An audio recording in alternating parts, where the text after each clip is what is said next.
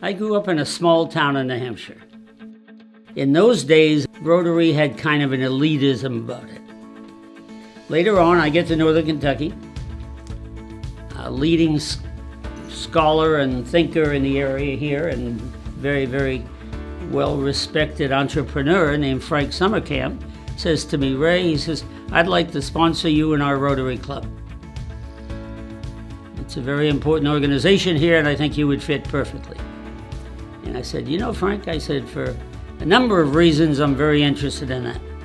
But I said, one of them is that above all else in my life, my family and I, despite our rank in society, believed in society above self. And I said, when I saw an organization that cared in that, I didn't care what society that they were a part of. I wanted to be part of that. And that was the early beginnings, and then that's 47 years ago.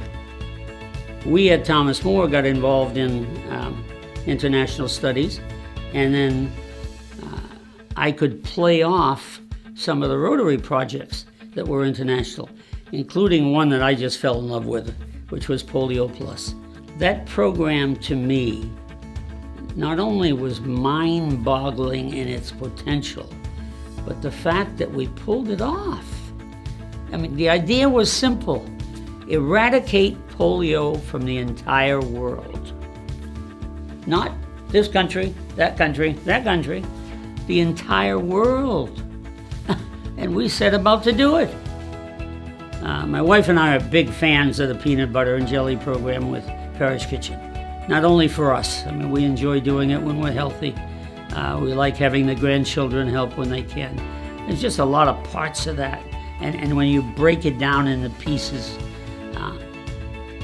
all the people it helps, all the way to the people who do the cooking, you just break it into pieces. Everybody gains. That program is more of a win-win than probably any I've ever seen at various levels. Secondly, to be concerned. You know, here you are helping seniors shop. It's kind of cool, kind of fun. And you do some things together that build some unity, that build some camaraderie. You know, last year, for example, Hebert Thelma's was voted the best burger in Northern Kentucky. So you get a burger at Hebert Thelma's, across the street, you do Be Concerned, and you've had a great afternoon. If you get involved, you meet people, that takes you the next step where you get into something you care about, which takes you to the next step that you're doing something for the community. I mean, it all bounces off people, relationships. Anybody who cares about helping others, we have the perfect structure to make that happen. But the result is leadership. It's what we call leadership.